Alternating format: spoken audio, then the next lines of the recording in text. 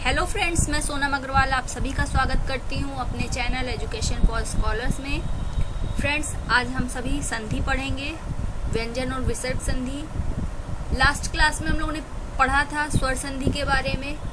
अगर आप लोगों ने नहीं पढ़ा है तो आप लोग मेरे चैनल पे जाके वहाँ से आप लोग देख सकते हैं। प्लेलिस्ट बना हुआ है हिंदी का, वहाँ पे आप जाके स्वर संधि डालिएगा, वहाँ पे आपको मिल जाएगा। तो आज हम लोग पढ़ेंगे व्यंजन और विसर्ग संधि जो कि बचा था। तो फ्रेंड्स, क्लास स्टार्ट करने से पहले मेरी आप सबसे रिक्वेस्ट है कि प्लीज मेरे चैनल को लाइक, कमेंट और सब्सक्राइब करना ना भूलें। इसे ज्यादा से ज्यादा शेयर कीजिए ताकि सभी को इसका फायदा हो। और हम लोग बिना टाइम वेस्ट किए आगे बढ़ते हैं, हम लोग क्लास को आगे बढ़ाते हैं। तो चलिए हम लोग स्टार्ट करते हैं। सबसे पहले व्यंजन संधि। हम लोग जानते हैं कि व्यंजन संधि होती क्या है। तो चलिए फ्रेंड्स, हम लोग देखते हैं। जब संधि करते समय व्यंजन के साथ स्वर या कोई व्यंजन के मिलने से जो रूप में परिवर्तन होता है उसे व्यंजन संधि कहते हैं। जब भी हम लोग कोई भी संधि करते हैं, बनाते हैं, तो व्यंजन के साथ जो भी स्वर या व्यंजन के मिलने से, व्यंजन के साथ स्वर या व्यंजन कुछ भी हो, अगर वो मिलता है तो उसके रूप में जो परिवर्तन होता है उसे क्या कहते हैं हम लोग? व्यंजन संधि। इसके कुछ हम लोग उदाहरण देख लेते हैं, जैसे दिक, धन, गज। तो ये क्या हुआ? दिग्गज बन गया। ये क्या हुआ? का जो है गा में चेंज हो गया, यानी कि पहला वर्ण हमारे तीसरे वर्ण में परिवर्तित हो गया। इसी तरह जगत धनीश, इससे हम लोग क्या बन गया? जगदीश। ये कैसे परिवर्तित होता है, क्या होता है, इसको हम लोग आगे पढ़ेंगे। और इस वीडियो के लास्ट तक बने रहिए ताकि आप लोग सब कुछ अच्छे से पढ़ सकें और लास्ट तक में आपको काफी कुछ सीखने को भी मिलेगा। तो आइए देखते हैं। आप लोग किसी भी एग्जाम में जाएंगे तो इसको देख के जाइएगा। दो चार बार आप लोग, एक बार नहीं समझ में आ रहा है, दूसरी बार, तीसरी बार इसको आप लोग बार बार देखिएगा, तो इसको आप सब लोग अच्छे से समझ जाएंगे। ठीक है, तो आइए हम लोग स्टार्ट करते हैं। व्यंजन संधि के सबसे पहले हम लोग नियम देखते हैं कि व्यंजन संधि करने के क्या नियम है। तो देखते हैं पहला नियम क्या है। जब किसी वर्ग के पहले वर्ण क, च, ट, त, प का मिलन, यानी कि क से प वर्ग का जो पहला वर्ण है का मिलन किसी वर्ग के तीसरे या चौथे वर्ण से, या फिर य, र, ल, व, ह से, या किसी स्वर से हो जाए, तो जैसे मान लीजिए क को ग, चा को ज, यानी कि पहला किससे तीसरे में परिवर्तित हो रहा है, जो कि अभी मैंने पहले अभी आपको बताया था, वही चीज है इसका रूल। तो क को गा, चा को जा, ट को डा, त को दा, प को बा में बदल दिया, यानी कि पहला वर्ण तीसरे वर्ण में परिवर्तित हो जाता है। अगर व्यंजन से स्वर मिलता है तो स्वर की मात्रा होगी वो हलंत वर्ण में लग जाएगी, लेकिन अगर व्यंजन का मिलन होता है तो वे हलंत ही रहेंगे। आइए हम लोग एग्जाम्पल के तौर पे देखते हैं, समझते हैं क्या है। जैसे दिक, धन, गज। क्या बना? दिग्गज, यानी कि क क्या है? किसी वर्ग का पहला वर्ण, जैसे का है, तो का जो है ये हमारा क्या, इसमें ये हमारा तीसरे या चौथे में परिवर्तित हो सकता है। जैसे क है, ये गा में परिवर्तित हो गया। ट है तो ड में, ट, ठ, ड। वैसे क क्या है? ग में, तो यानी दिग्गज। ठीक है, तो ये क्या परिवर्तित हुआ हमारा? दिक, धन, गज। सट, धन, आनन, यानी टा जो है हमारा किस में बदला? ड में बदला। अप, धन, ज। प में देखिए आप लोग, इसका तीसरा वर्ण क्या है? प, फ, ब। तो ये पा किस में परिवर्तित हुआ? बा में परिवर्तित हुआ। इसी तरीके से हमारा परिवर्तित होता है, यानी कि पहला जो है तीसरे में परिवर्तित होता है, इसका पहला रूल। ठीक है, आइए हम लोग अब आगे देख लेते हैं। दूसरा नियम क्या है इसका कहता, आइए इसको भी जानते हैं।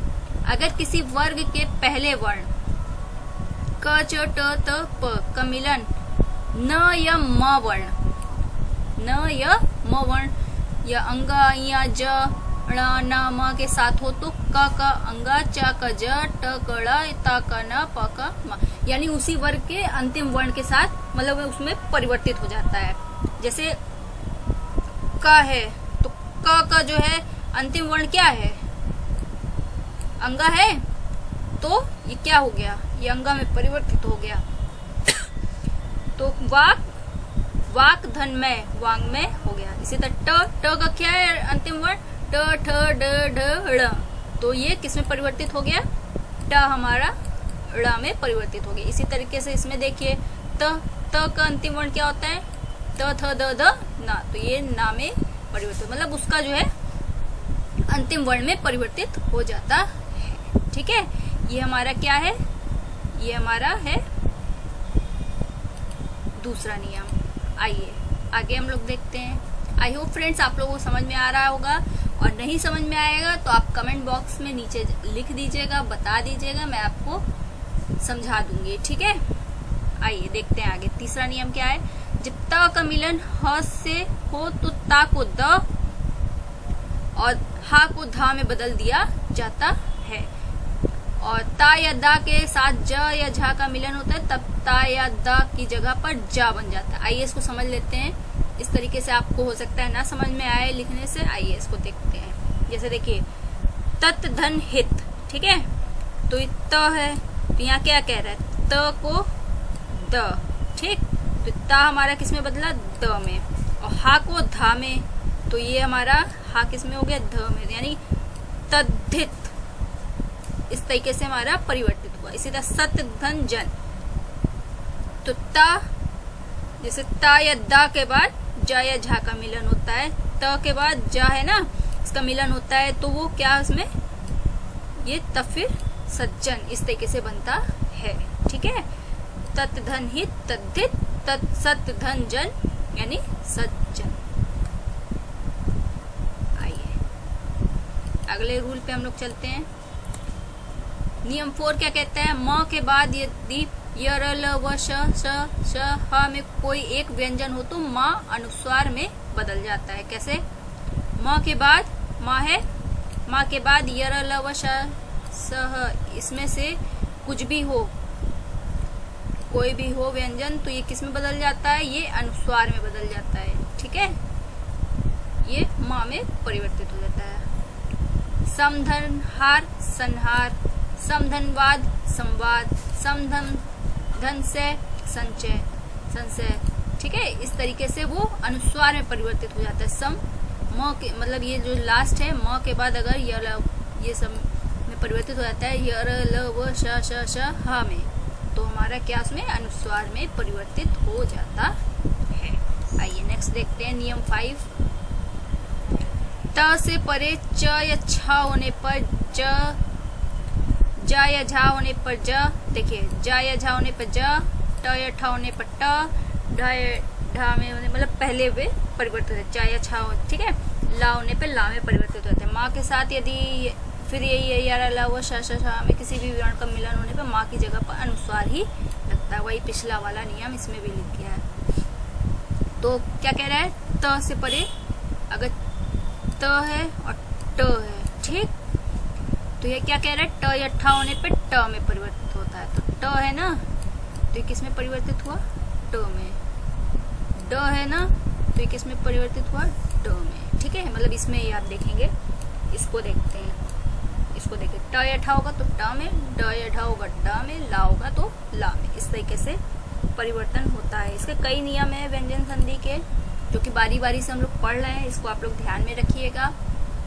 किसी भी एग्जाम में इसी टाइप के जो शब्द मैंने दिए हैं यही पूछ लेता है, उड्डयन, कुछ भी मतलब इसी टाइप से आते हैं। तो आप लोग इसको रूल को ध्यान में रखिए, नियम को अच्छे से पढ़िए, और कुछ ना समझ में आए और कुछ भी हो तो आप कमेंट बॉक्स में नीचे आप बताइए मुझे। और क्लास कैसी लगी ये भी बताइए, और आपको किस तरीके से क्लास चाहिए या कुछ भी मतलब आपको दिक्कत हो तो आप नीचे मुझे कमेंट बॉक्स में लिख के बता सकते हैं। ठीक है, अगर पसंद आ रही हो तो प्लीज इसे ज्यादा से ज्यादा शेयर भी कीजिए। आइए हम लोग देखते हैं नियम 6।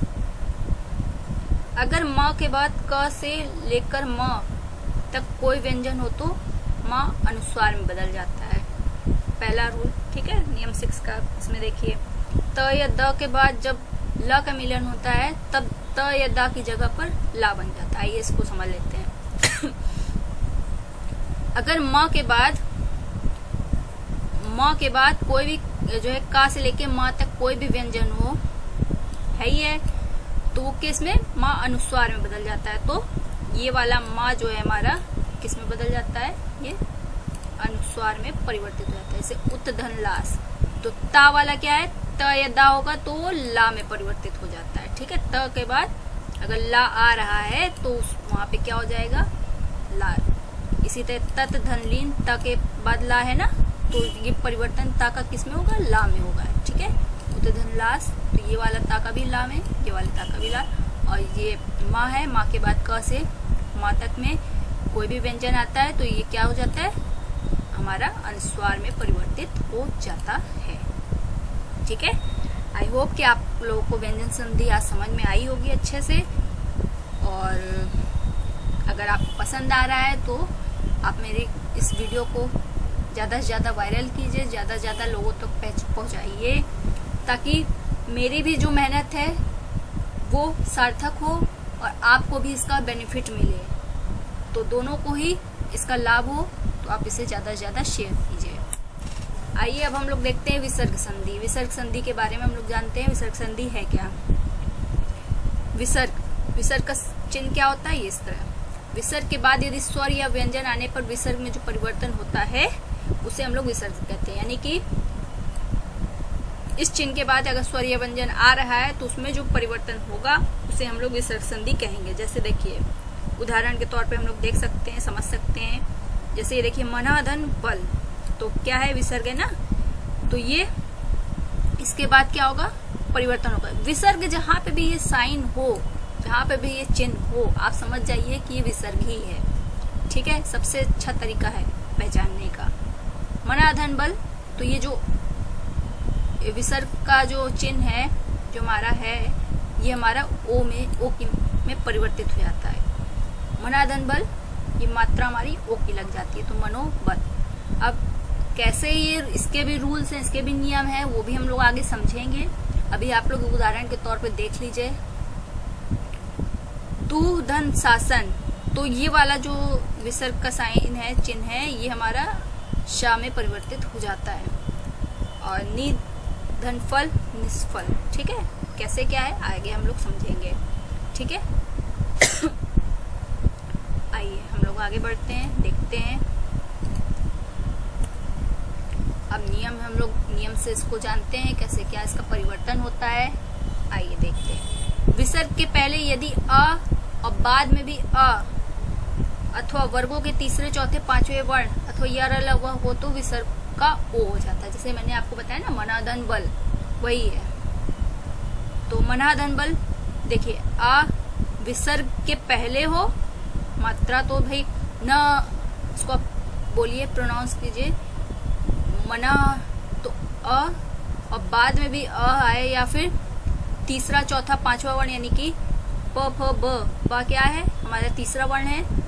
तो विसर्ग के बाद अगर हमारा तीसरा चौथा पांचवा वर्ण या यारा लवा हो तो क्या किसमें परिवर्तित हो जाता है, ओ में परिवर्तित हो जाते हैं, मनोबल। इसी तरीके से अधः धनगति, तो विसर्ग के बाद हमारा तीसरा वर्ण तो क्या हो गया, ये हमारा ओ में परिवर्तित हो, अधोगति। ठीक है, आई होप कि फ्रेंड आप लोग को पसंद आ रहा होगा। विसर्ग से पहले अ को छोड़कर कोई स्वर हो और बाद में कोई स्वर हो। ठीक है, वर्ग के तीसरे चौथे पांचवें वर्ण अथवा यर ल व ह में कोई हो तो विसर्ग का र या र हो जाता है, मतलब आधा र हो जाता है। आइए देखते हैं कैसे। अब देखिए, नि धन आहार, तो हमारा अ को छोड़कर कोई स्वर हो तो वर्ग का तीसरा चौथा पांचवा वर्ण हमारा या फिर यारा लवा हो तो र या उसमें परिवर्तित हो जाता है। निधन आहार, तो ये हमारा किसमें परिवर्तित हो गया, इन दोनों को हम लोगों ने देखिए र में परिवर्तित हुआ ना, ये जो हमारा विसर्ग है ये हमारा र में परिवर्तित हो गया। तो निर ऐसे कैसे बना, निर ये धन आहार बना ना। जब इसको आप लोग इसका संधि करेंगे तो ये हमारा जब जुड़ेगा तो आधा रा किसमें परिवर्तित हो, ये पूरा है, बड़ा है, और ये आधा रा है। जब इसको हम लोग मेल करेंगे इसका तो ये हमारा बड़ा रा बनेगा, तो वही है निराहार। ठीक है, नी धन धन, तो वही चीज है, आधा रा में हुआ ना, तो ये किसमें परिवर्तित हो गया, ये धा के ऊपर इसकी मात्रा चढ़ गई, तो ये हमारा निर्धन बन गया इस तरीके से। ठीक है, तो ये हमारा किसमें आता है, विसर्ग संधि में आता है। आइए अब हम लोग नेक्स्ट नियम देखते हैं, क्या है, विसर्ग से पहले कोई स्वर हो और बाद में च, छ या सा हो तो विसर्ग का सा हो जाता है। देखिए, नी, विसर्ग से पहले कोई स्वर और बाद में, देखिए विसर्ग है, इसके पहले तो कोई स्वर दिख नहीं रहा है ना, कोई स्वर हो या फिर बाद में च, छ या सा हो, तो चा मिल गया हमें, तो उसका क्या हो जाएगा, हमारा श हो जाएगा। ये आपको हमने जब विसर्ग की डेफिनेशन दी, परिभाषा दी थी, उसके नीचे कुछ एग्जाम्पल दिए थे, तो मैंने कहा था आगे हम लोग पढ़ेंगे, तो ये अब वही आ गया है। ठीक है, तो यहाँ पे जो इसका विसर्ग है वो हमारा श में परिवर्तित हो जाएगा। तो यहीं पे नी धन चल निश्चल, नी धन छल निश्चल, दुह धन शासन दुस्शासन। ठीक है, आप लोग को ये ध्यान में रखना होगा, ये अक्सर एग्जाम में पूछ लिए जाते हैं, किसी भी कोई भी एग्जाम में, उसको आप ध्यान में रखिए और इसी तरीके से बने रहिए मेरे साथ, आपको ज्यादा से ज्यादा फायदा होगा। और मैं कोशिश करूंगी कि आपके हर एग्जाम को देखते हुए मैं कोई ना कोई क्लास लूं, कोई ना कोई वीडियो बनाऊं, ताकि आप लोग किसी भी एग्जाम में जाइए, उस वीडियो को देखिए तो कुछ ना कुछ आपका उसमें से फंस जाए। ठीक है, तो आइए हम लोग अब देखते हैं नेक्स्ट नियम को। विसर्ग के बाद यदि त या शा हो तो विसर्ग सा बन जाता है। जैसे देखिए, विसर्ग है, विसर्ग के बाद यदि त या शा, तो ता में मिल गया, तो ये किसमें परिवर्तित हो गया, ये शा में, मतलब आधा शा में परिवर्तित हो गया।